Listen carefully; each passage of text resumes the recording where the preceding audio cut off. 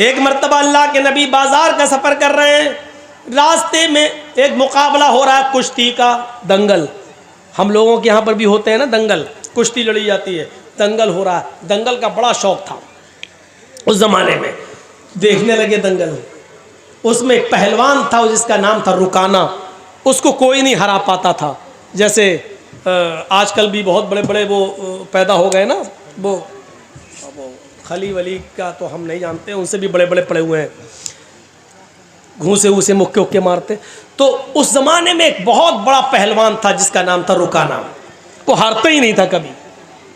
तो उसका मुकाबला चल रहा था और वो सबको उठा उठा के पटकता जा रहा था। अल्लाह के नबी ऐसी देखने के लिए खड़े हो गए। उसने जब देखा मोहम्मद इब्न अब्दुल्ला, तो उसने चैलेंज कर दिया। उसने ऐसी कहा है, मोहम्मद इधर आओ, आओ तुम भी आ जाओ, तुम्हें बड़ा भरोसा है ना तुम्हारे अल्लाह पर, तो आओ ना लड़ लो। आपने कहा रुकाना, मैं लड़ने नहीं आया, मैं देखने आया हूं कि ये दंगल क्या है। उसने मुस्कुराते हुए सब लोगों के सामने चीख कर कहा, आए मोहम्मद, अगर तुम मुझे उठाकर पटक दो, अगर तुम मुझे हरा दो तो मैं इस्लाम कबूल कर लूँगा। जब कहा कि आ जाओ लड़ लो, तो आपने कहा नहीं, मैं लड़ने नहीं आया। जब ये कहा कि अगर तुम मुझे शिकस्त दे दोगे, मुझे हरा दोगे, तो मैं इस्लाम कबूल कर लूँगा, तो आप चले गए। इस्लाम का मामला आया तो आप चले गए। चलो, तेरे जैसे पहलवान की ज़रूरत भी है दीन को। आप आगे बढ़ गए। ये कितनी बड़ी बहादुरी थी। और कोई मौलाना जर्जीस के सामने खड़े होकर कह दे कि तुम खली के मुकाबले में आ जाओ, तो मैं तो जाऊंगा ही नहीं। कोई मुकाबला है? अल्लाह के रसूल चले गए, हाथ मिलाया, शुरू हो गया मामला। देखो रुकाना, अपनी बात से पलटना नहीं। अरे जबान होती है मर्द की, दे दी। वो सोच रहा था कि ये तो तुबला पतला आदमी, एक झटके में गिरा दूंगा। उसको क्या मालूम कि जहां ये जाता है रब की रहमत भी इसके साथ जाती है, रब की मदद भी इसके साथ जाती है। आपने हाथ मिलाया और कुश्ती शुरू। आपने दुआ पढ़ी, बिस्मिल्लाहि तवक्कलतु अलल्लाह रब्बी व रब्बुकल्लाह। ज़ादुल माद में पढ़ी, अल्लामा इब्न क़य्यिम ने यही नकल किया। ये दुआ है। शुरू करता हूँ अल्लाह के नाम से और उसी पर मुझे भरोसा है। रब्बी व रब्बुकल्लाह, जो मेरा और तेरा दोनों का रब है। ये कहकर आपने कुश्ती शुरू कर दी और आनन फानन में यकबैग आपने उसको ऐसा पछाड़ा कि वो चारों खाने चित पड़ा है। दंग रह गए लोग। हैं पतला दुबला इंसान, इतने बड़े पहलवान को। रुकाना उड़ता और कहता है मेरे साथ चीटिंग हो गई है। मोहम्मद ने ऐसे मौके पर मुझे दांव मारा जब मेरा पैर फिसल गया था। मैं मोहम्मद के दांव से नहीं गिरा, अपने पैर फिसलने से मैं गिर गया। जो रेफरी होता है, जज जो होता है, जो फैसला करता है कि कौन हार गया कौन जीत गया, उसने कहा नहीं भाई, मैंने तो पैर फिसलते हुए नहीं देखा। मोहम्मद इब्ने अब्दुल्ला फरमाते अल्लाह के नबी, नहीं साहब, अगर इसका पैर फिसल गया था तो मैं इसको एक मौका और देता हूं। आए रुकाना, अगर तेरा पैर फिसल गया और मेरे दांव से तू शिकस्त नहीं खाया तो दोबारा तू लड़ ले। बहादुर हो तो ऐसा, इतने बड़े पहलवान से कह रहा है कि तू दोबारा लड़ ले।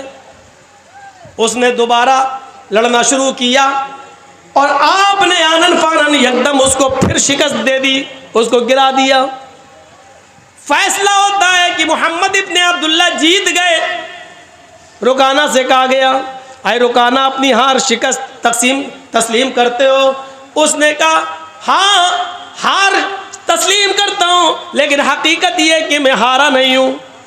कहा फिर क्या बात है? कहा मैं कहूँगा तो तुम गलत मानोगे।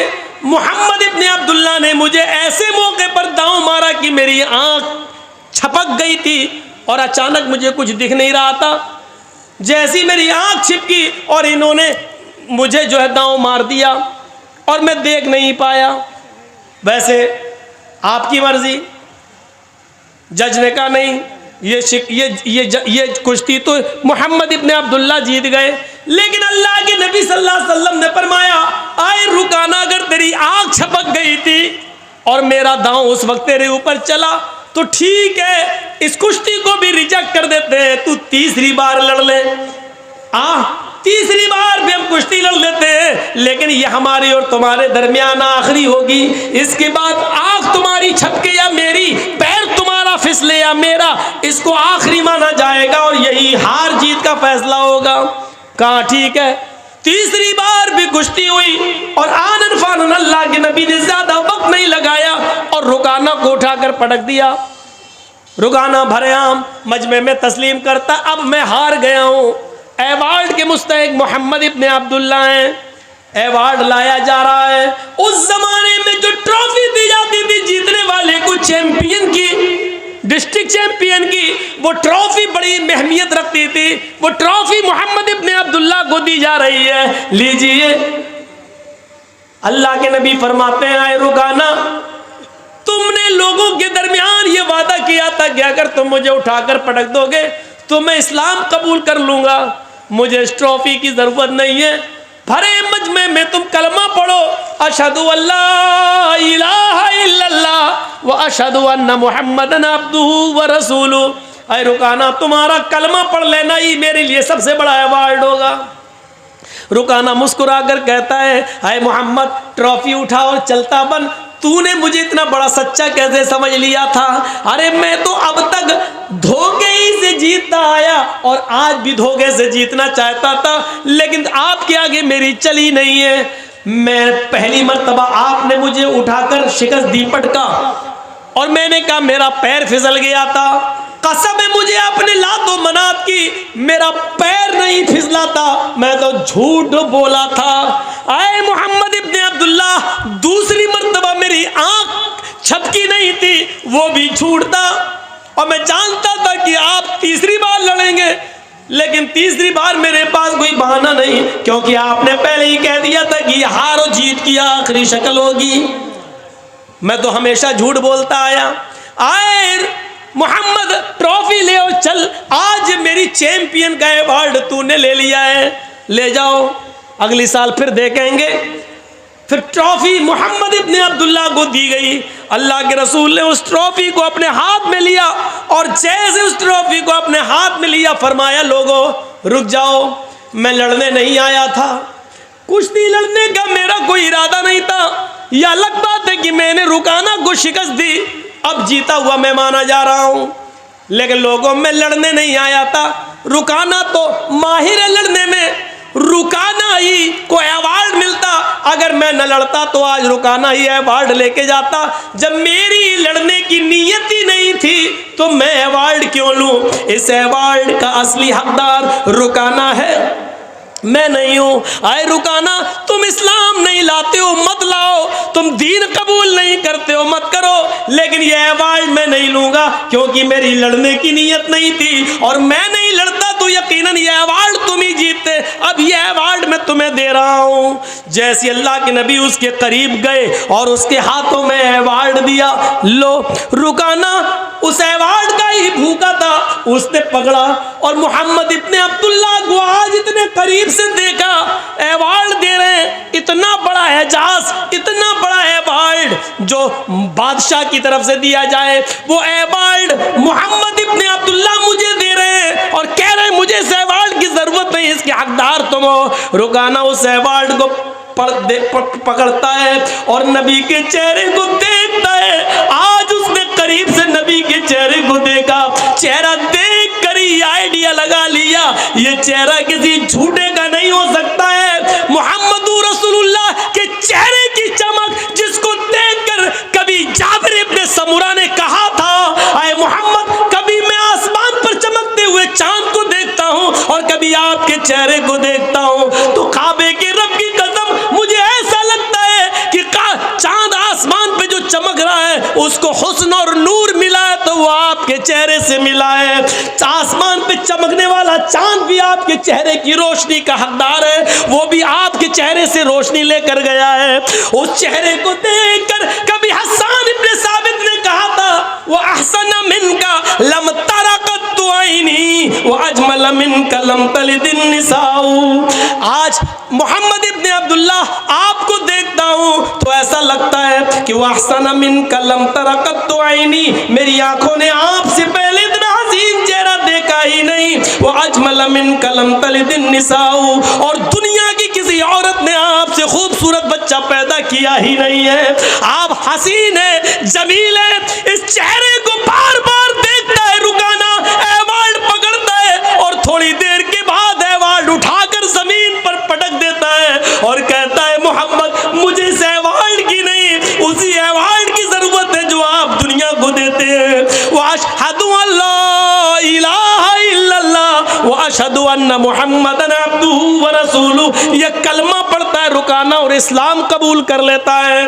माफ कीजिएगा मेरे भाइयों, अल्लामा इब्न क़य्यिम ने ज़ादुल मआद में लिखा है कि रुकाना इस्लाम ले आया, लेकिन मौलाना अबुल कलाम आज़ाद ने लिखा वो इस्लाम से मुतासिर हुआ है लेकिन इस्लाम उसने कबूल नहीं किया था। लेकिन मैंने जो हवाला आपको दिया है वो ज़ादुल मआद का दिया इब्न क़य्यिम का, कि उन्होंने कलमा पढ़ लिया और इस्लाम के दायरे में दाखिल हो गए।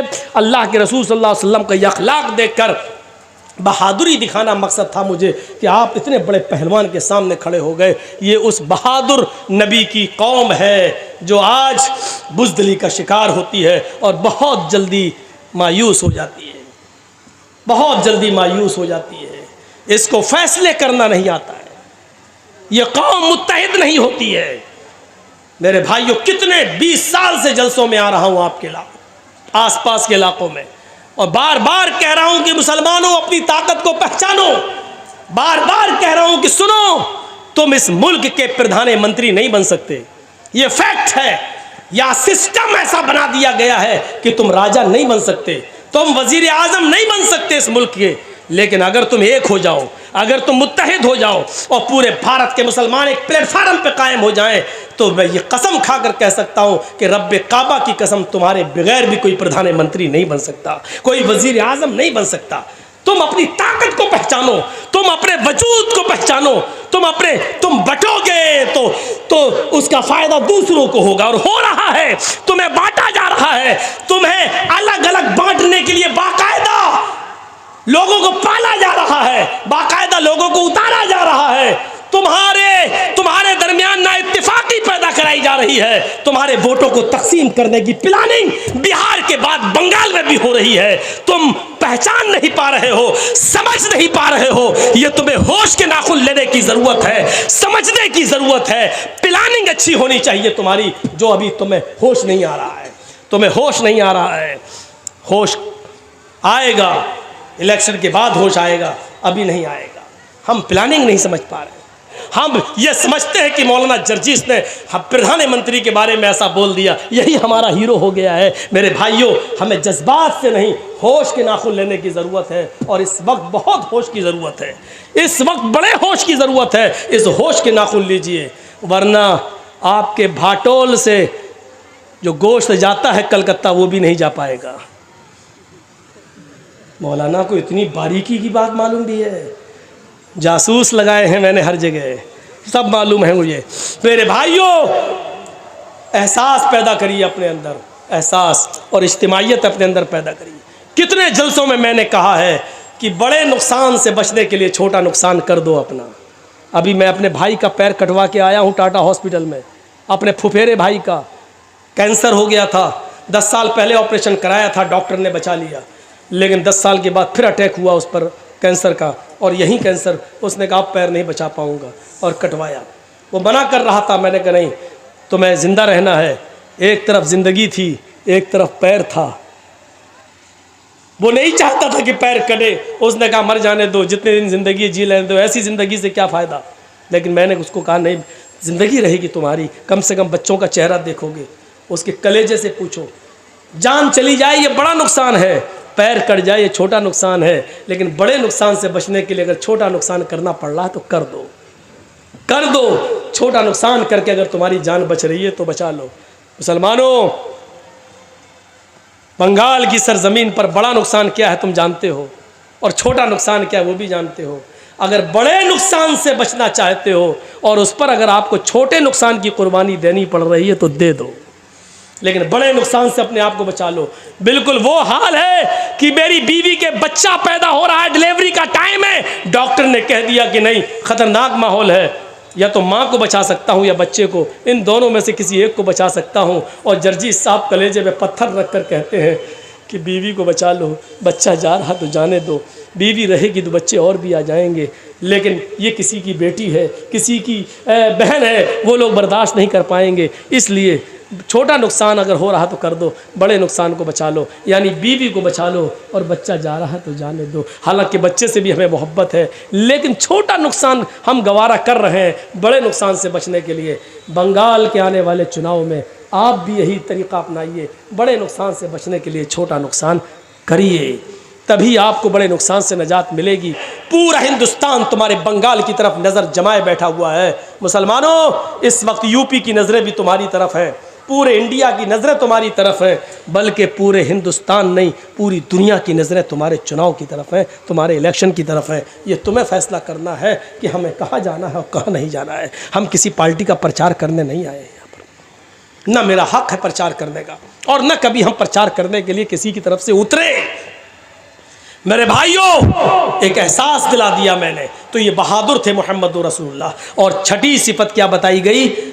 5 हो गई, पराक्रमी, बहादुर होंगे, दानी। छठी सिफत वो खैरात करने वाला, दानी, दान करने वाला होगा। अल्लाह के रसूल से ज़्यादा दान करने वाला कोई नहीं था, कोई नहीं था, दान करने वाला कोई नहीं।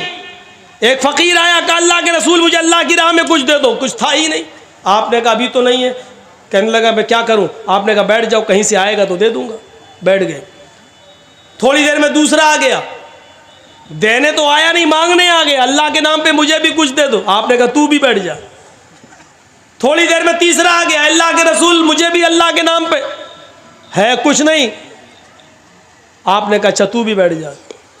फिर थोड़ी देर के बाद 4 औकिया चांदी कहीं से आ गई, सोना, 4 औकिया सोना कहीं से आ गया।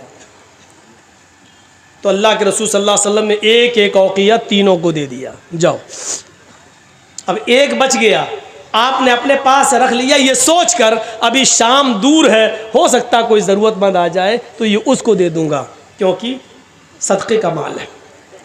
शाम हो गई, कोई नहीं आया, और एक औकिया सोना अल्लाह के नबी के पास रखा रहा। इशा की अजान तक कोई नहीं आया, अल्लाह के नबी सो गए। तहज्जुद की नमाज पढ़ने के लिए उठे तो सबसे पहले दरवाज़ा खोला, देखा बाहर कोई नहीं। वो सोना अल्लाह के नबी के तकिए के नीचे रखा हुआ था, एक औकिया। आपने वुजू बनाया, फिर बाहर निकले, देखा कोई नहीं, फिर अंदर आए, 2 रकात नमाज पढ़ी, फिर आप बाहर निकले कि देखे कोई ज़रूरतमंद मिल जाए उसको दे दूं, लेकिन कोई नहीं। फिर आपने 2 रकात नमाज पढ़ी, फिर बाहर निकले, कोई ज़रूरतमंद दिख जाए उसको दे दूं, लेकिन कोई नहीं। फिर आप आए, फिर 2 रकात नमाज पढ़ी, फिर ज़रूरतमंद को देखा, लेकिन कोई नहीं। हज़रत आयशा कहती है अल्लाह के रसूल मैंने आपको कभी ऐसा नहीं देखा, आप बार बार बाहर जाते हैं, फिर आते हैं, फिर नमाज पढ़ते हैं, फिर बाहर जाते हैं। आपका पेट तो ठीक है, मोशन तो नहीं हो गए हैं, या आप बार बार क्यों जा रहे हैं बाहर? आपको दस्त तो नहीं लग गए, लेटरिन तो नहीं हो रही है? अल्लाह के नबी कहते नहीं आयशा सो जाओ, तुम सो जाओ। फरमाया मैं कैसे सो जाऊं? मेरा सरताज, मेरा शौहर परेशान हो, बार बार घर से निकलता हो, बिस्तर पे आता हो, कमरे में आके नमाज पढ़ के फिर बाहर जाता हो, फिर बेचैन हो और बार बार बाहर निकल रहा हो, और मैं सो जाऊं? फरमाया आयशा निकाला सोना, का इस एक औकिया सोने ने मेरी नींद हराम कर दी है, मुझे सोने नहीं दे रहा है, ये सदक़े का माल है, ज़रूरतमंद का हक़ है कि उसको पहुंचाऊं। मैं ये सोच में पड़ गया कि 4 औकिया आया था, 3 तो मैंने दे दिया, 1 बच गया। अगर आज की रात मेरा इंतकाल हो गया और 1 औकिया सोना मेरे पास रखा रहा तो मैं कल अल्लाह ताला को क्या जवाब दूंगा, उसको क्या मुंह दिखाऊंगा? इसलिए मुझे नींद नहीं आ रही है कि ज़रूरतमंद को दे दिया जाए। इतने बड़े दानी, इतने बड़े सदका और खैरात करने वाले थे मोहम्मद रसूलुल्लाह सल्लल्लाहु अलैहि वसल्लम। छठी सिफत हो गई दानी, और 7वीं है कृतज्ञ। एहसान करेंगे लेकिन जताएंगे नहीं। अल्लाह के रसूल ने जिस पर एहसान किया कभी जताया नहीं। मैंने तुम्हारे साथ ऐसा किया। आज बहुत से लोग बोला ना, हाँ क्या हुआ, वो एक प्रोग्राम चाहिए, नहीं साहब डेट खाली नहीं। अरे भूल गए मुझे, नहीं पहचान पा रहा हूँ। अरे वो मिले थे ना फलां जगह होटल में, हमने खाना खिलाया था। प्रेशर बनाने की कोशिश। हाँ अच्छा अच्छा, वो हम स्टेशन पे आपको छोड़ने गए थे, अपनी गाड़ी पे बिठाला था। प्रेशर। अच्छा अरे भाई देखेंगे। अच्छा बहुत जल्दी भूल गए। अरे भूले नहीं, सब याद आ गया भाई, लेकिन अभी डेट नहीं है। अरे बड़े अजीब आदमी हो यार, एहसान करेगा लेकिन जताएगा नहीं। अल्लाह के रसूल सल्लल्लाहु अलैहि वसल्लम ने कभी एहसान करके जताया नहीं। वो अब्दुल्ला इब्ने उबई इब्ने सलूल जिसने अम्मा आयशा को गाली दी और जिसने अल्लाह जिना का इल्जाम लगाया, जिसने अल्लाह के रसूल को जलील कहा, जब ये मर गया तो इसका बेटा आया, कहता अल्लाह के रसूल मेरे बाप ने जो किया किया, मैं जानता हूं कि मेरा बाप जहन्नमी है, लेकिन आज मर गया, मैं उसका बेटा हूं। क्या चाहते हो? आपके जिस्म पर जो चादर है, ये कमीज, ये चादर आप दे दीजिए। क्या करोगे? अपने बाप के कफन की जगह पर ये चादर डाल दूंगा। शायद जब तक आपका लिबास मेरे बाप के जिस्म पर रहेगा, अल्लाह ताला शायद उसके अजाब में कुछ कमी कर दे कब्र के अंदर। अल्लाह के नबी उठे और आपने वो चादर दे दी। हजरत उमर ने वो चादर पकड़ ली। और अल्लाह के नबी जिसने अम्मी आयशा को तोहमत लगाई हो और आपको पूरी जिंदगी गाली देता रहा हो, आप उसको चादर दे रहे हैं। अल्लाह के नबी की आंखों में आंसू। और क्या कहते हैं उमर, जो चादर मैंने उसके बेटे को दे दी है, तुम उसको छीनने का हक नहीं रखते हो। अगर मेरे चादर के पहनने से, मेरे चादर के पहना देने से अगर अल्लाह इसके बाप के अजाब में कमी कर दे तो मेरा क्या बिगड़ जाएगा, मेरा क्या नुकसान हो जाएगा? पहना लेने दो। अब्दुल्ला इब्ने उबई का बेटा अपने बाप को अल्लाह के रसूल की चादर उड़ा देता है और इसी हाल में कब्रिस्तान की तरफ लेके जाता है। किसी ने कहा जब तेरे बाप को नबी चादर दे सकते हैं तो तेरे बाप की जनाजे की नमाज क्यों नहीं पढ़ा सकते? कहा अल्लाह के रसूल एक एहसान और कर दीजिए, मेरा बाप तो मर गया है, आप अगर मेरे बाप की जनाजे की नमाज पढ़ा देंगे तो आपका क्या बिगड़ जाएगा? हाय अल्लाह के रसूल, शायद आपकी ज़बान से निकलने वाले दुआया कलमात से अल्लाह मेरे बाप को बख्श दे। अल्लाह के नबी आगे बढ़ जाते हैं। उमर फारूक पीछे से दामन खींचते हैं। उमर फारूक पीछे से दामन खींचते हैं। हाय अल्लाह के नबी, मैं इसका जनाजा नहीं पढ़ाने दूंगा जो आपको और आपकी बीवी को गाली देता था। अल्लाह के नबी ने फरमाया उमर पीछे से मेरे दामन को छोड़ो, अगर मेरी जनाजे की नमाज पढ़ा देने से अल्लाह ताला इसको बख्श दे या इसकी मग़फ़िरत फरमा दे या इसके बाप के गुनाह माफ़ कर दे तो मेरा क्या बिगड़ जाएगा?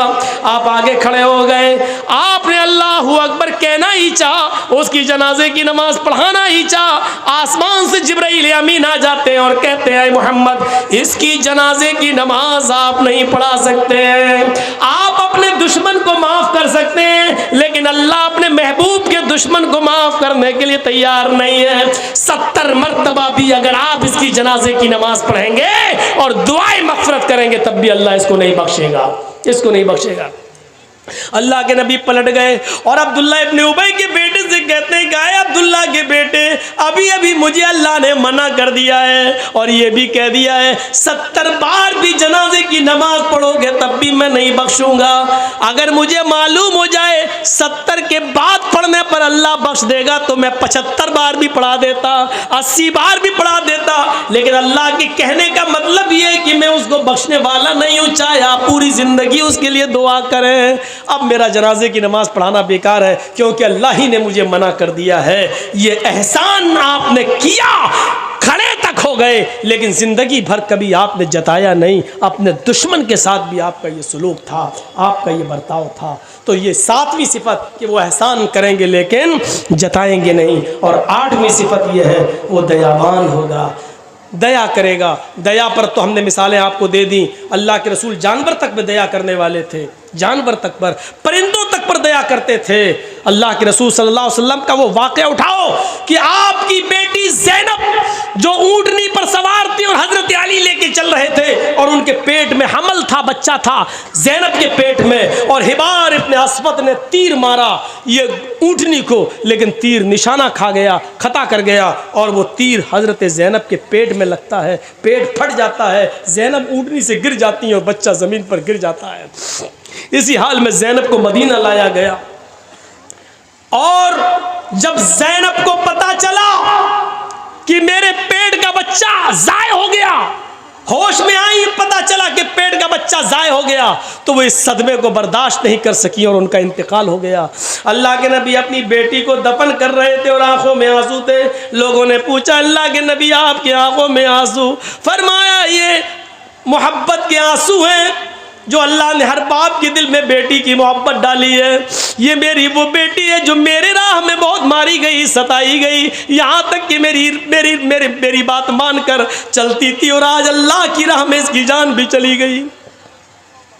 10 साल मदीना में रहने के बाद जब मक्का फतह हो गया, मदीने से निकल कर आप मक्के में आए, तो आपने ऐलान कर दिया, लोगों माफ़ी, जो इसने हमारे साथ जो जराइम किए, अगर कोई माफ़ी मांगेगा तो हम उनको माफ़ करने के लिए तैयार हैं। एक एक मुजरिम आता गया और माफ़ी मांगता गया, आप एक एक को माफ़ करते जा रहे हैं। हमजा के कातिल, हमजा का चचा का कलेजा चबाने वाली, वो पेट फाड़ने वाली और नाक कान काट के उसको धागे में डालकर उसका हार बनाकर पहनने वाली हिंदा को भी आपने माफ़ कर दिया और कहा, हिंदा मेरे सामने मत आया कर, बस इतनी गुजारिश है, मैंने माफ़ कर दिया है, लेकिन मेरे सामने जब तू आती है तो मुझे मेरे चचा की लाश याद आ जाती है। आप एक एक करके सबको माफ़ करते गए। एक और आदमी खड़ा है, कहा, अल्लाह के नबी मैं भी मुजरिम हूँ, मुझे भी माफ़ कर दो। आप मुस्कुराए, कहा, मैंने सबको माफ़ किया तो तुम्हें क्यों नहीं करूँगा? हाँ, लेकिन तुम्हारा जुर्म क्या है? उसने कहा, मेरा जुर्म ना सुने तो अच्छा है, ऐसे ही माफ़ कर दीजिए। फरमाया, नहीं नहीं, सबने अपने अपने जुर्म बताए और हमने माजी के वो जुर्मों को याद किया जो तुमने हम लोगों के साथ किया, अब तुम भी अपना जुर्म बताओ। फरमाया, अय अल्लाह के नबी, मैंने तीर मारा था ऊँटनी को, लेकिन वो तीर ज़ैनब के पेट में लगा था, ज़ैनब का पेट फट गया था और उसके पेट का बच्चा जमीन पर गिर गया था। आय अल्लाह के नबी, आपकी बेटी ज़ैनब को इसी हाल में मदीना ले जाया गया। आपने कहा, तुम हिबार इब्न अस्वद हो? उसने कहा, आप बैठे थे, खड़े हो गए और आंसुओं का समंदर आंखों से बहने लगा। फरमाया, हिबार, आए मेरी बेटी के कातिल, आज तू मेरी आंखों के सामने आ गया है। आए हिबार, मक्के की 13 साल जिंदगी और मदीने की 10 साल जिंदगी, 23 साल की जिंदगी में मुझे जितना सताया गया है, अगर वो तकलीफें तराजू के एक तरफ रख दी जाएं, और जिस दिन मेरी बेटी ने मेरे हाथों में, मेरी बाहों में उसने अपनी आखिरी सांस ली और उसका फटा हुआ पेट जब मैंने देखा, तो आए ही बार उसे एक दिन की तकलीफ अगर तराजू के दूसरी तरफ रख दी जाए और तराजू उठाई जाए, तो कसम है उस जात की जिसके कब्जे में मेरी जान है, आए ही बार 23 साल की तराजू का पलड़ा उठ जाएगा और एक दिन की वो तकलीफ का पलड़ा भारी होगा। उस दिन की, एक दिन की तकलीफ 23 साल की तकलीफों पर भारी बैठेगी, लेकिन मेरी चौखट पर माफी के मांगने के लिए आने वाले हिबार, जा जा, ओ मेरी बेटी के कातिल, जा, मैंने तुझे भी माफ कर दिया। हिबार, जा, मैंने तेरा खून भी बख्श दिया। आपने अपनी बेटी ज़ैनब के कातिल को भी माफ कर दिया। और ये उस वक्त की बात है जब हुकूमत आपके हाथ में थी, पावर आपके हाथ में था, आप चाहते तो 1 मिनट में उसको कत्ल कर सकते थे और कोई रोक भी नहीं सकता था, क्योंकि अब पावर अल्लाह के नबी के हाथ में। लेकिन पावर आने के बाद माफ कर देना बड़ा कमाल है। ये दयावान थे, रहम करने वाले थे। जो मैंने शुरू में कहा था कि अगर रहम निकाल दिया जाए तो देश बिगाड़ के रास्ते पे आ जाता है। अल्लाह के रसूल तो बनाने आए थे दुनिया को, तो बिगाड़ के रास्ते पे कैसे ला सकते थे? इसलिए आपने अपनी बेटी के कातिल तक को माफ़ कर दिया। और रहमत जिसके अंदर नहीं है मेरे भाइयों, वो अपनी आंखों के सामने भी बर्बादी होते हुए देखेगा, लेकिन उसको तरस नहीं आएगा। इसलिए अल्लाह के रसूल के बारे में क्या कहा गया? रहमतुल लिल आलमीन। आसिना साधु मनम, साधुओं की तरह जिंदगी गुजारेगा। ये बड़ी अच्छी सिफत बताई है। हमारे यहाँ साधु लोग उसको समझते हैं जो अपना घर मकान छोड़कर किसी जंगल में चला जाए और बस अल्लाहू अल्लाहू अल्लाहू करता रहे, या राम राम राम राम राम राम करता रहे। उससे पूछो ये यहाँ क्या कर रहे हो? चुप, अल्लाह को याद, अल्लाहू अल्लाहू, इतनी लंबी माला ले ली, अल्लाहू अल्लाहू अल्लाहू। शाम को खाना, चुप, अल्लाह देगा, अल्लाहू अल्लाहू। ऐसे लोग जहां आपको मिले ना, इनको उल्टी छुरी से काटो। ऐसे लोग जहां मिले उनको 1000 जूते मारो और एक गिनो। ये लोग कौम के रहबर और रहनुमा नहीं है, ये बोझ है समाज पर। ये इनको हम अपनी भाषा में बोल दें, ये लोग हराम खोर लोग हैं। मोहल्ले वालों के रोटी के टुकड़ों पे पलेंगे, जंगल में बैठे अल्लाह अल्लाह अल्लाह सुभान सुभान सुभान अल्हम्दुलिल्लाह अल्हम्दुलिल्लाह। हफ्ते में एक दिन आता है जुमे का, जो बड़ा मुबारक दिन है और जिसके नाम पर अल्लाह ने पूरी एक सूरत ही नाजिल कर दी, सूरतुल जुमा। लेकिन सूरह जुमा नाजिल करते वक्त जुमे के दिन को बरकतों से नवाजने के बावजूद अल्लाह ने यह नहीं कहा कि पूरा का पूरा दिन तुम जुमे का सुभान अल्लाह और अल्हम्दुलिल्लाह में लगाओ, बल्कि क्या कहा? फ़इज़ा क़ुदियतिस सलातु फ़ंतशिरू फ़िल अर्ज़। जब जुमे की नमाज पढ़ लो, इमाम साहब सलाम फेर दे तो अब मस्जिद में मत बैठो, निकलो। अब क्या कर रहे हो? नमाज हो गई, जाओ। अब बैठे हो अल्लाह सुभान अल्लाह, अरे नमाज हो गई, अब जाओ।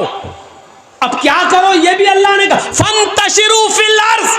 अल्लाह का हक अदा हो गया, तुमने कर लिया, अब जमीन में फैल जाओ। जमीन में फैल कर क्या करो? वब्तगू मिन फज़लिल्लाह। अल्लाह ने जो रिस्क उतारा है उसको तलाश करो, अपने बीवी बच्चों के लिए मेहनत करो, कमाओ, रिक्शा चलाओ, जंगलों में जाकर लकड़ियां काटकर बाजार में बेचकर अपनी बीवी और बच्चे का पेट भरो। यह जिम्मेदारी तुम्हारे ऊपर है। रिस्क हलाल कमाओ, हलाल रोजी कमाओ। हराम तो घर बैठे मिल जाए। एक फ़ोन कर दो, हाँ आपके बच्चे को नौकरी दिलवा रहे हैं, मेरे फलां से बड़े अच्छे ताल्लुकात, अच्छा अच्छा ठीक है, 50,000 रुपये भेज दो, आ गया। आज तो मेरा घर चली गया है, 1 महीना चल जाएगा, 1 महीने के बाद फिर दूसरी टोपी पहनाएंगे। कहा वब्तगू मिन फज़लिल्लाह, रिस्क तलाश करो अल्लाह का। जुमे का दिन भी पूरा का पूरा अल्लाह ताला ने नहीं कहा कि इबादत में गुजार दो, और ये बैठा हुआ है वहाँ अल्लाह अल्लाह, बीवी बच्चों को सबको छोड़े हुए अल्लाह अल्लाह। गौतम बुद्ध ने ऐसा किया था, शादी की, एक बच्चा भी पैदा हुआ, उसका नाम राहुल था, और जब वो गृहस्थी नहीं चला पाए बेचारे, बीवी बच्चों के झमेले में पड़ गए, तो बीवी छोड़ी, बच्चा छोड़ा, भाग गए जंगल में। और लोगों को क्या बेवकूफ़ बना दिया, हम सच्चाई की तलाश में जा रहे हैं, सत्य ढूंढने के लिए जा रहे हैं, और फिर वो पूरी जिंदगी उन्होंने जंगल में गुजारी, अल्लाह अल्लाह करते हुए, राम राम करते हुए, भगवान को याद करते हुए, और लोगों में मशहूर हो गया बुद्धिस्टों में कि वो तो सच्चाई की राह में अपनी बीवी को त्याग करके, अपने बच्चे को छोड़कर, अपनी बीवी को छोड़कर सच्चाई की तलाश में चले गए। सच्चाई की तलाश में उन्होंने अपनी पूरी ज़िंदगी जंगल में गुजार दी। अल्लाह के रसूल ने ऐसी ज़िंदगी गुजारने से मना किया है कि जंगलों में चले जाओ और अपनी बीवी बच्चों को छोड़ दो, नहीं, फरमाया कि बीवी का भी हक अदा करो, मजदूरी भी करो, मेहनत भी करो। इबादत के बाद सबसे पहले हुक्म क्या दिया? फ़इज़ा क़ुज़ियतिस सलात, नमाज पढ़ ली, अब दूसरा हुक्म क्या है? फंतशिरू फिल अर्ज़, जमीन में फैल जाओ। और उसके बाद ऑर्डर क्या है? वब्तगू मिन फज़लिल्लाह, रिज़्क़ रोजी तलाश करो, अल्लाह का फजल तलाश करो, हराम मत कमाओ। तुमने अल्लाह की इबादत कर ली, उससे मांग भी लिया। भाई दोनों सजदों के बीच में आप बैठे थे, दुआ की थी अल्लाहुम्मा ग़फ़िरली वरहमनी वहदनी वआफ़नी वरज़ुक़नी। आपने रिज़्क़ सब मांग लिया, रिज़्क़ भी मांग लिया, मग़फ़िरत भी मांग ली, रहम भी मांग लिया, आफ़ियत सेहत तंदुरुस्ती सब कुछ मांग ली, उसमें आपने रिज़्क़ भी मांग लिया। लेकिन मांगने से काम नहीं चलेगा, मांगने के बाद प्रैक्टिकल करके दिखाओ, यानी कमाओ और मेहनत भी करो और फिर अल्लाह पर तवक्कुल करो। यानी अब आप मेहनत करो और भरोसा अल्लाह पर करो, इंशाअल्लाह। हाथ पैर मार रहा हूं तो अल्लाह में देगा। दोनों चीजें, ये नहीं कि हमने मांग तो लिया नमाज में वरज़ुक़नी अल्लाह में रिज़्क़ दे, अब बैठ गए अल्लाह देगा अल्लाह देगा, बैठ गए। क्यों? हमने मांगा तो है भी नमाज के बाद, अल्लाह से मांगा अल्लाह देगा अल्लाह देगा। ऐसे तो अल्लाह ने इब्राहीम अलैहिस्सलातु वस्सलाम की बीवी हाजरा के बेटे इस्माइल के लिए भी ज़मज़म का चश्मा जारी नहीं किया। हाजरा देख रही है मेरे बेटे के होंठ सूख चुके हैं और इब्राहीम मुझे अल्लाह के भरोसे पर छोड़कर चले गए, लेकिन अल्लाह ऐसे तो नहीं देगा कि हम हाथ पे हाथ धरे बैठे रहे। कुरान पढ़िए, हदीस पढ़िए। हाजरा अपने बच्चे के पानी के लिए दौड़ती हैं, पहले भागती हुई जाती हैं, सफा पहाड़ी के ऊपर चढ़ जाती हैं, दौड़ती हुई जाती हैं, सफा पहाड़ी के ऊपर चढ़ जाती हैं और सफा से झांक कर देखती हैं कि देखे कोई कबीला रहता हो नीचे, अगर कोई गांव है, बाशिंदे हैं, कोई रहाइश है किसी की, तो मैं नीचे चली जाऊं और अपने बच्चे के लिए थोड़ा सा पानी ले आऊं। लेकिन झांक कर देखती हैं बियाबान जंगल है, चलो वो एक और पहाड़ी है, उस पहाड़ी पर चलती हूँ, शायद उसके नीचे कोई बस्ती रहती हो। सफा से दौड़ती हो, मरवा की तरफ भागती हैं, कभी आहिस्ता चलती हैं, कभी तेज चलती हैं। मरवा पहाड़ी पर पहुंच जाती हैं, वहां से झांक कर देखती हैं, उधर भी कोई कबीला नहीं, कोई गांव नहीं, कोई बस्ती नहीं। सफा से मरवा, मरवा से सफा, सफा से मरवा, मरवा से सफा, सफा से मरवा, मरवा से सफा, फिर सफा से मरवा, 7 चक्कर लगाती हैं और 7 चक्कर लगाने के बाद थक गई, आ गई अपने बेटे के पास का, अल्लाह मेरे शौहर इब्राहिम मुझे और इस बच्चे को तेरे हिफ्ज़ व अमान में छोड़ के गए, तेरे भरोसे पर छोड़ कर गए, और मैं एक औरत हूँ, जितना दौड़ना था मैंने दौड़ ली, जितनी मेहनत करना थी मैंने कर ली अपने बच्चे के पानी के लिए। एक औरत साथ अपने मासूम और दूध पीते बच्चे को छोड़ कर वो कहाँ जा सकती है? आय अल्लाह मेरे बेटे के लिए पानी का इंतजाम कर दे। दिल से जो आह निकलती है वो असर रखती है, पर नहीं ताकत परवाज मगर रखती है। हाजरा की आवाज दिल से निकली थी, नजरें आसमान से नीचे की, क्या देखती है कि मेरा बेटा इस्माइल जिस जगह पर एड़ियां रगड़ रहा है, अल्लाह ने जिब्रील को हुक्म दिया अपना वहीं पर मारो। जिब्रील ने वहीं पर अपना पर मारा और वहीं से पानी का चश्मा जारी हो गया, जम पानी का चश्मा जारी हो गया। हाजरा ने पानी को बहते हुए देखा तो उसकी मुडेर बांधने लगी, ये बह ना जाए, पानी कहीं खत्म ना हो जाए। वो बेचारी मुडेर बांधने लगी, मिट्टी से खड़ा कर करके उसकी मुडेर बांधने लगी। अल्लाह के नबी ने फरमाया अल्लाह हाजरा पर रहम फरमाए, अगर हाजरा ने उस पानी को घेरा ना होता, उस पानी को घेरा ना होता तो अल्लाह ताला उस पानी को सारी दुनिया में पहुंचा देता, और जब सारी दुनिया में पहुंच जाता तो कदर ख़त्म हो जाती। जो चीज़ आसानी से मिल जाए तो उसकी कदर ख़त्म हो जाती है। आज गंगा जल की कोई कदर नहीं है, आदमी ले तो लेता है लेकिन जल्दी पीना नहीं चाहता, क्योंकि वो जानता कि गंगा में कितने लोग क्या क्या करते हैं, वो जानता है। लेकिन अकीदा है इसलिए ले आता है, बेचारा भर कर ले आता है। लेकिन आज उस गंगा की कोई कदर नहीं है, बस गंगा माँ है दर्जे में, लेकिन कदर क्या, उसी में लोग लैट्रिन कर रहे हैं, उसी में पेशाब कर रहे हैं, उसी में डुबकी लगा रहे हैं, उसी में नहा रहे हैं, सब कुछ कर रहे हैं, और फिर वही पानी पी भी रहे हैं, तो कदर ख़त्म हो जाती है। हाजरा बार बार पानी को रोक रही हैं और अपनी अबरानी ज़बान में बोलती जा रही हैं, जम जम जम जम, यानी रुक रुक, अरे ठहर, कहाँ जा रहा है, रुक रुक, ठहर ठहर। उस पानी का नाम ही पड़ गया जमजम। उन्होंने बोला था जम जम, रुक रुक रुक, अरे ये तो रुक, कहती जा रही हैं। उस पानी का नाम अल्लाह के रसूल ने भी उसको बदला नहीं, वही रहने दिया जो हाजरा की ज़बान से निकला था। बताने का मकसद यह है कि हाथ पे हाथ धरे हुए वो भी नहीं बैठी रही, अल्लाह पे भरोसा मेरे बेटे को पानी मिल जाएगा, दौड़ना उनको भी पड़ा। हाजरा दौड़ रही है, इब्राहिम अलैहिस्सलाम अपनी बीवी और बच्चे को अल्लाह पर भरोसा करके छोड़ गए और दावत तौहीद के लिए निकल गए, निकलना उनको भी पड़ा। हम लोग इतने बड़े मजबूत आदमी हैं कि एक जगह बैठ जाएं अल्लाह अल्लाह अल्लाह अल्लाह करते रहे, हमें तो आसमान से मिलेगा। इसीलिए मैंने कहा कि ये जहां मिले समझ लो यह सबसे बड़ा हराम खोर है, ये बोझ है पूरे समाज के ऊपर, सोसाइटी के ऊपर ये आदमी बोझ है। मेहनत करना सीखो, मेहनत। तो बात थोड़ी सी आगे, आसिना साधुत मनम, वो साधुओं की तरह रहेगा। साधु उसको नहीं कहते हैं, साधु उसको कहते हैं कि जिसके पास सब कुछ हो, बहुत कुछ हो, लेकिन उसने अपने ऊपर खर्च ना किया हो, सब गरीबों और मिस्किनों पर लुटा दिया हो, इसको क्या बोलते हैं? साधु। और अल्लाह के रसूल इस तारीफ पर फिर बैठते थे। सब कुछ था, अल्लाह के रसूल गरीब थे? नहीं। जो कहता है अल्लाह के नबी गरीब थे वो कभी कभी ज़्यादा ही गुलू कर जाता है। अच्छा, आप कितने जानवरों की कुर्बानी कर लेंगे? मुश्किल से 1 बकरा, 2 बकरा, बहुत हुआ 3, या बड़े जानवर में आप हिस्सा डाल लेते हैं। 3-4 जानवरों से बड़ा अमीर आदमी भी 2-3-4 जानवरों से ज़्यादा कुर्बानी नहीं कर पाता है। लेकिन अल्लाह के रसूल सल्लल्लाहु अलैहि वसल्लम ने 100 ऊँटों की कुर्बानी की।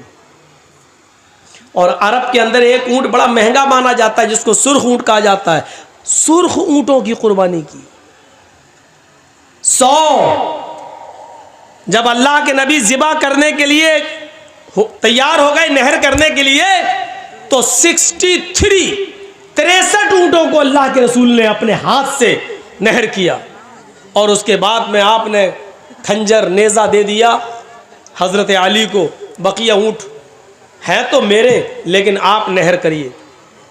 तो बकिया जो 37 ऊँट बचे थे वो हज़रत अली ने 100 सुर्ख ऊँटों की कुर्बानी की थी अल्लाह के रसूल ने। 100 ऊँटों की कुर्बानी करने वाला गरीब होगा, लेकिन 100 ऊँटों की कुर्बानी करने के बाद वो गोश्त आपका पता नहीं चला, सब गरीबों और मिस्कीनों में बट गया। दूसरे दिन भी अल्लाह के नबी सल्लल्लाहु अलैहि वसल्लम के पास उसमें से कुछ नहीं रह गया। इसको कहते हैं जिसके पास सब कुछ हो लेकिन उसने अपने ऊपर खर्च ना किया हो, लोगों पर लुटा दिया हो, गरीबों और मिस्किनों पर लुटा दिया हो। खदीजा अरब की बड़ी रईस औरत थी। अल्लाह के रसूल से जब निकाह हुआ तो खदीजा की सारी दौलत के मालिक अल्लाह के नबी बन गए। खदीजा ने अपनी सारी दौलत अल्लाह के नबी पर निछावर कर दी, लीजिए आप रसूल बन गए हैं, पैगंबर, मेरी दौलत आप दीन के काम में लगाइए। अरब की सबसे रईस औरत, और निकाह के बाद वो दौलत नबी के पास आ जाए।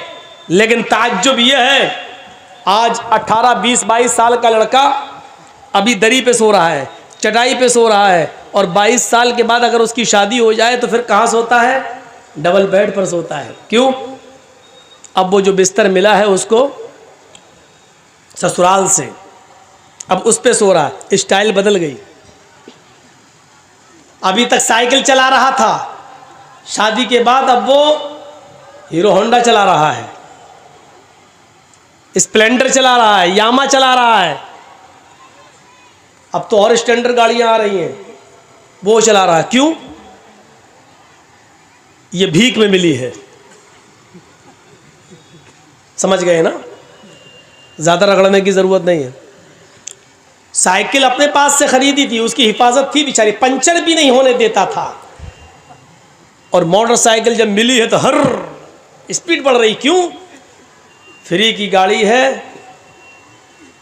मेरे लड़की के बाप ने इंटरनेशनल फ़कीर समझ के दे दिया। ले, नहीं दे रहे थे तो नाराज़ हो रहा था, तो भिखारी समझ के दे दिया। अल्लाह के नाम पे जो मांगे वो फ़कीर है ना। इसने तो अपने बेटे के नाम पे मांगा, मेरा बेटा 5 लाख की दुकान पे बैठता है, तू 50,000 की गाड़ी नहीं दे सकता? तो अब आप सोचो, जो बेटे के नाम पे मांगे वो बड़ा फ़कीर है, या जो अल्लाह के नाम पे मांगे वो बड़ा फ़कीर है? फैसला खुद ही कर लो। अल्लाह के नाम पे मांगता उसको आप 10-5 रुपए देते हो, बेटे के नाम पे पूरी 50,000 की गाड़ी दे देते हो। चल रहा। अल्लाह के रसूल ने खदीजा से निकाह किया, लेकिन आपके रहने सहने की स्टाइल नहीं बदली। वही चटाई पर सोते थे, वही बिस्तर, खाने पीने की भी स्टाइल नहीं बदली, वही खाते थे जिससे पहले खाते आए। क्यों? क्योंकि आपने खदीजा की दौलत को अपने ऊपर इस्तेमाल ही नहीं किया, गरीबों और मिस्किनों पर लुटा दिया। इसको कहते हैं क्या? साधु। साधु वो नहीं होता है आजकल की तरह, ये भी अपने आप को साधु बोलता है। अभी इशारा ही करूंगा मैं, बकिया रिजल्ट आप निकाल लेना। ज़रूरी नहीं है कि मैं सब नाम लूं और हर वक्त केसी करवाऊं अपने ऊपर, बहुत हो चुके हैं, अब थोड़ा बचना भी चाहिए। ये भी कहता मैं तो फकीर हूं, झोला उठाऊंगा चल दूंगा। अपने आप को साधु आज भी बोला जा रहा है। अब दुनिया, अब दिमाग से सोचो, करोड़ों रुपए के फ्लाइट प्लेन पे सफ़र करता हो वो आदमी फ़कीर है। 10 लाख रुपए का सूट पहनकर ओबामा का स्वागत करता हो वो आदमी अपने आप को फ़कीर कह रहा हो। जिसकी जेब में पेन 1 लाख रुपए की कीमत का हो वो आदमी ये कहे कि मैं झोला उठाऊंगा चल दूंगा। कैसा लग रहा है ये जुमला? फ़कीरी का मजाक उड़ा के रख दिया गया। साधु उसको कहते हैं कि जिसके पास मालो दौलत की कमी ना हो, लेकिन उसने अपने ऊपर खर्च ना किया हो, सब कुछ गरीबों और मिस्किनों पे लुटा दिया हो। और इस तारीफ में मोहम्मद रसूलुल्लाह पूरे फिट उतर। तो कितनी चीजें हो गई? अश्व माशुक मारूहा, पहली चीज बुर्राक, घोड़ा मिलेगा जिस बिजली से भी ज्यादा तेज रफ्तार से चलेगा। देवदत्त, जगतपति, देवदत्त अल्लाह देगा, जगतपति जो पूरी दुनिया के लिए रक्षक बनकर, रहमत बनकर आएगा, यानी मोहम्मद रसूलुल्लाह को, रहमतुल आलमीन को। 2 चीजें। तीसरी चीज आसिना साधुत मनम, वो साधुओं की तरह रहेगा, यानी उसके पास मालो दौलत की कमी नहीं होगी, लेकिन वो मालो दौलत अपने ऊपर खर्च नहीं करेगा बल्कि गरीबों और मिस्कीनों में लुटा देगा। और चौथी चीज ष्टेश्वर्या गुणान्विता, आसिना साधुमनम षटेश्वर्या गुणान्विता, वो 8 खूबियों का मालिक होगा। ष्टेश्वर्या गुणान्विता, 8 खूबियों का वो मालिक होगा, उसके अंदर 8 खूबियां पाई जाएंगी। अब वो 8 खूबियां क्या हैं इसको समझ लीजिए आप। इसको समझ लिया तो सब कुछ समझ लिया। महाभारत देखिए, 8 खूबियां उसके अंदर पाई जाएंगी। 8 खूबियों में पहली खूबी अल्पभाषी, दूसरी खूबी बहुभाषी, तीसरी खूबी ज्ञानी। ये 8 चीज़ें याद रखना 4-4 करके। और फिर से कह रहा हूं मैं, इसको अपने दिमाग में रखिएगा। मैं किसी को भी खड़ा करके पूछ सकता हूं ये 8 चीज़ें क्या हैं, मेरा कोई भरोसा नहीं, मैं किसी को भी खड़ा करके पूछ सकता हूं। गौर से सुनिएगा। अल्पभाषी, ये तो नाम ही ऐसे, मौलाना 8 क्या 2 ही याद नहीं रहेंगी। सुनिए, अल्पभाषी, दूसरी चीज बहुभाषिता, बहुभाषी, तीसरी चीज ज्ञानी, महाभारत में लिखा है। चौथी चीज श्रुतु ज्ञानी। 4 चीजें याद हो गई। अल्पभाषी 1, बहुभाषी 2, ज्ञानी 3, श्रुतु ज्ञानी 4। ये 4 एक तरफ रखिए। अब 5वीं चीज पे आइए, पराक्रमी। 6ठी चीज दानी। 7वीं चीज कृतज्ञ। और 8वीं चीज दयावान।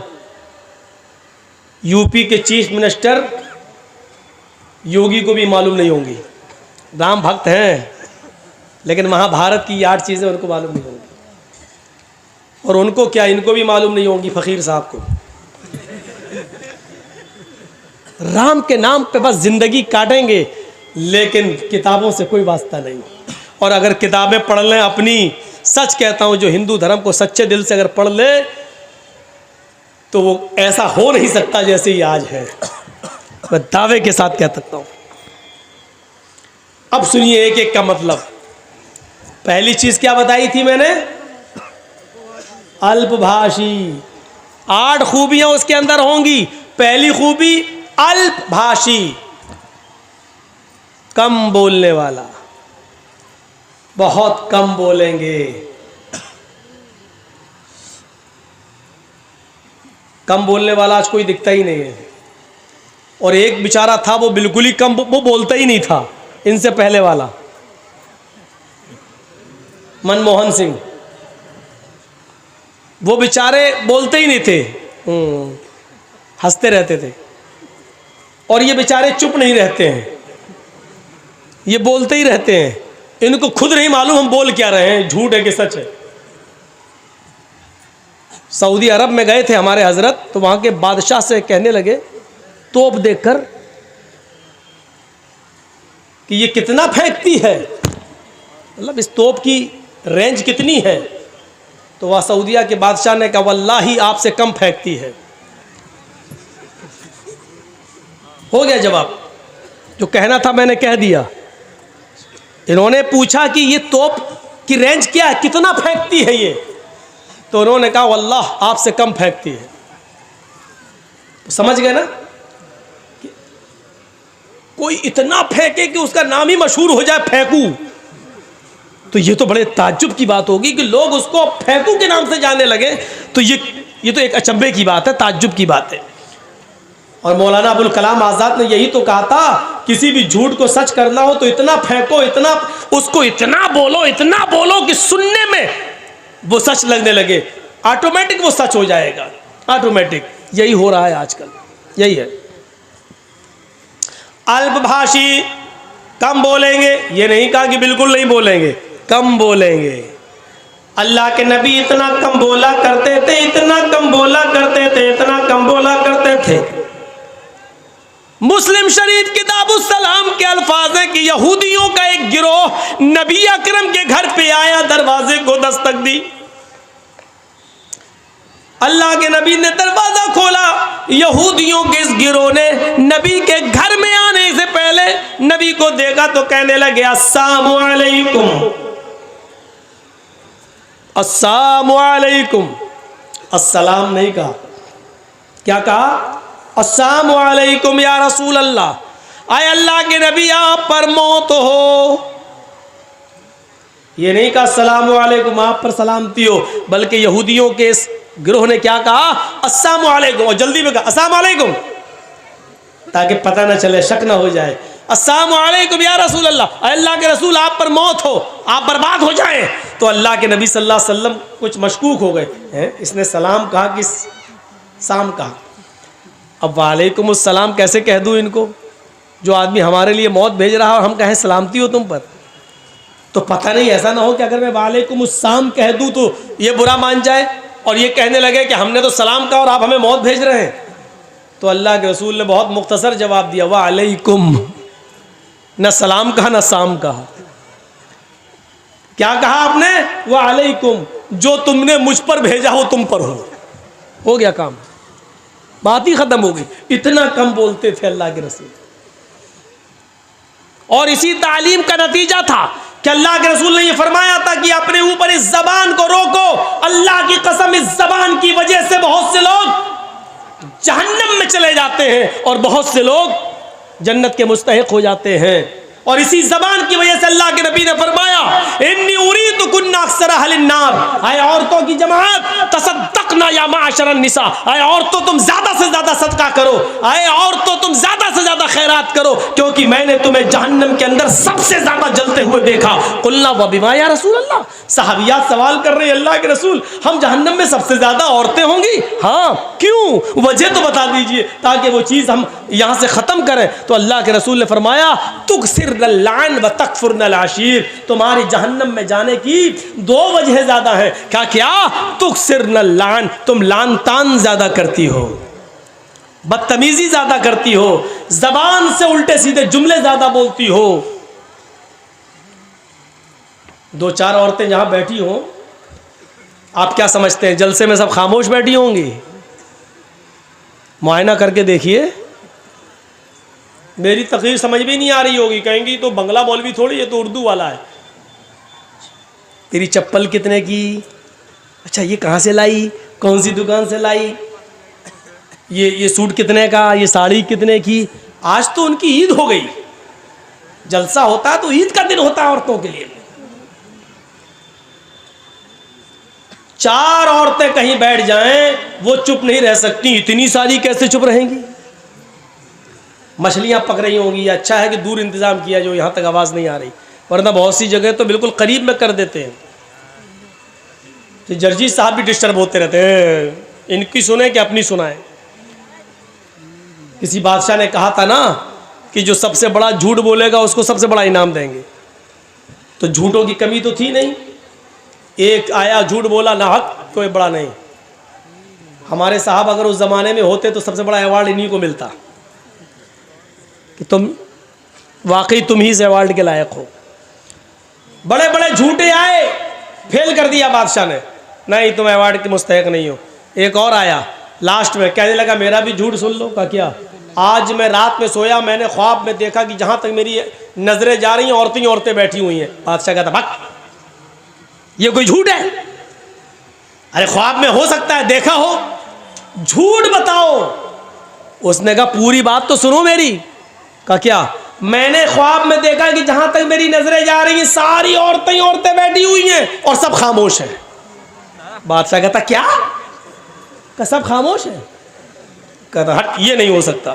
तो क्यों? का मेरा तजर्बा, 2 औरतें एक साथ बैठ जाए तो खामोश नहीं रह सकती, तू कह रहा है इतनी औरतें सब खामोश, इससे बड़ा झूठ तो कोई हो ही नहीं सकता। तू सबसे बड़ा अवार्ड के हकदार है। उसको सबसे बड़ा अवार्ड दिया बादशाह ने। तो हमारी माँ बहनें ज़रा संभल के रहें, वरना ऐसी बातें हम बोलते ही रहेंगे और वो समझेंगे मेरी बेइज्जती हो रही है। तो मेरे भाइयों, लान तान अबू बकर सिद्दीक तो जबान खींचा करते थे ये, और कभी कभी मिसवाक कान से निकालते थे हजरत अबू बकर और ऐसे मिसवाक से मारते थे। लोग पूछते ये क्या कर रहे हैं? कहा इसको कंट्रोल कर रहा हूं। अल्लाह के नबी ने फरमाया इस जबान की वजह से बहुत से लोग जन्नत में चले जाते हैं और बहुत से लोग जहन्नम में चले जाते हैं। इस जबान पर अगर हमने काबू पा लिया तो सब काबू पा लिया। खुद अल्लाह के नबी सल्लल्लाहु अलैहि वसल्लम ने फरमाया तुम 2 चीज़ों की जमानत मुझे दे दो, मैं तुम्हें जन्नत की जमानत देता हूँ। कहा वो कौन सी चीज़ है? फरमाया अल फमु वल फर्ज, एक मुंह, एक ज़बान की ज़मानत मुझे दे दो कि जो बोलोगे सही बोलोगे और गलत बात इसका इस्तेमाल नहीं करोगे, और दूसरी शर्मगाह यानी जिना नहीं करोगे, और शर्मगाह का जायज़ इस्तेमाल यानी शादी के बाद अपनी बीवी के साथ मिलोगे और किसी की तरफ नहीं देखोगे। तो ये 2 चीज़ों की ज़मानत तुम मुझे दे दो, मैं तुम्हें जन्नत की ज़मानत देता हूँ। ये अल्लाह के नबी सल्लल्लाहु अलैहि वसल्लम ने गौर कर लिया। अल्पभाषी, कम बोलने वाले होंगे। कम बोलने की आदत डलवाने के लिए अल्लाह के रसूल ने रमज़ान के महीने में एतिकाफ रख दिया। आदत डालो, ज़बान पर कंट्रोल करो, एतिकाफ में बैठो। ये 10 दिन जब तुम कम बोलोगे और अपना ज्यादा से ज्यादा वक्त जिक्र और अस्कार पे लगाओगे तो तुम्हारी आदत बन जाएगी। जबान का गलत इस्तेमाल करने से तुम रुक जाओगे। ऐसे काम बताए हैं अल्लाह के नबी सल्लल्लाहु अलैहि वसल्लम ने जिन पर अमल करके हम जबान को गलत गीबत, चुगली, हसद, कीना, बुग़्ज़, इनाद, दुश्मनी से रोक सकते हैं। पहली चीज क्या बताई महाभारत में? कम बोलने वाले होंगे। ये सिफत अल्लाह के नबी के अंदर पाई जाती थी। दूसरी सिफत बहुभाषिता, मुस्तकबिल की, भविष्य की बातें बताएंगे। मुस्तकबिल की बातें, भविष्य की बातें बताएंगे। इसका यह मतलब नहीं कि वो आलिमुल गैब होंगे। अल्लाह ताला जो नबी अकरम को बताएगा, जिब्राइल जो बताकर जाएंगे, वो अल्लाह के नबी लोगों को बताएंगे। मा यंतिकु अनिल हवा, मेरे नबी अपनी जबान से, अपनी मर्जी से कुछ नहीं बोलते। इन हुवा इल्ला वह्यु यूहा, वो जो कुछ भी बोलते हैं अल्लाह की तरफ से वही के आ जाने के बाद बोलते हैं। मुस्तकबिल की, फ्यूचर की बातें अल्लाह के नबी ने बताई। ऐसा होगा, कयामत से पहले ऐसे होगा। जिन मकानों में तुम रहते हो उनकी दीवारों से गाने की आवाजें आएंगी, आ रही हैं। शराब हद से ज्यादा बढ़ जाएगी, बोलने की जरूरत ही नहीं है।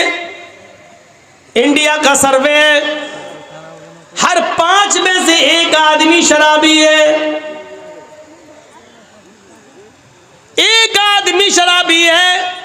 इस एतबार से अगर 1 करोड़ की संख्या मान ली जाए हिंदुस्तान की, तो उसमें 20 लाख शराबी। एक मिसाल दे रहा हूं, 1 करोड़ नहीं है, 100 करोड़ है। अगर 1 करोड़ की तादाद मान ली जाए हिंदुस्तान की, तो उसमें 20 लाख शराबी हैं।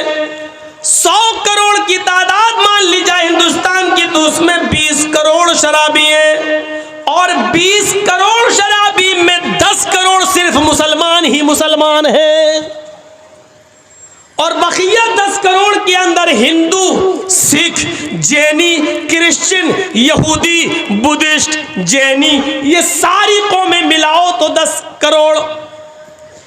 आधे सिर्फ मुसलमान हैं और आधे में सारी कौमें शामिल हैं। ये इंडिया का सर्वे कह रहा है। जिस मजहब के गाइड ने, रहबर ने, रहनुमा ने, मोहम्मद रसूलुल्लाह सल्लल्लाहु अलैहि वसल्लम ने जिस शराब को जितना ज्यादा हराम करार दिया है, आज उसी कौम के उसी नबी के मानने वाले आज उसके दिलदादा बने बैठे हैं। आज उसको पानी की तरह, पेप्सी और थम्सअप की तरह पी रहे हैं और फख्र कर रहे हैं। शराब नोशी इनके अंदर हद से ज्यादा बढ़ चुकी है। शराब पी घर घर में आते हैं तो अपनी माँ को माँ नहीं, बहन को बहन नहीं, और बेटी को बेटी नहीं समझ रहे हैं।